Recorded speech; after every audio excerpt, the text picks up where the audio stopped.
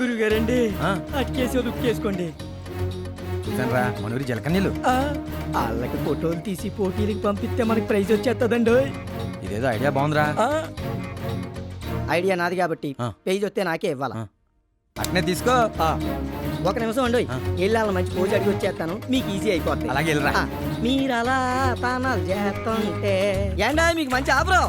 మా బోసుబాబు గారు మీకు ఫోటోలు తీసి జాతీయ స్థాయి పోటీలకు పంపిస్తారు.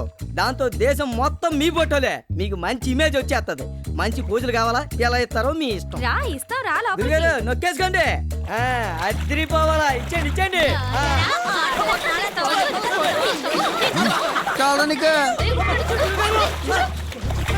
సమ్మగా ఉందా? గురుగారు గురుగారు కుమ్మేశారండి.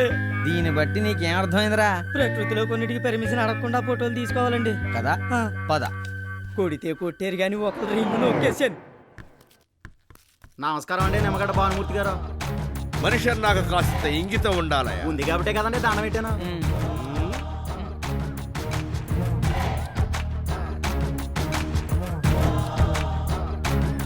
నమస్కారం ప్రెసిడెంట్ గారు. ఇది ఇంగితం అంటే. ఈ మధ్యన పంచాయతీలు జరగట్లేదు కదండి. మీరు ప్రెసిడెంట్ గారన్న మాటే మర్చిపోయానండి. మరో అనుకోకండి బాబు, వస్తానండి.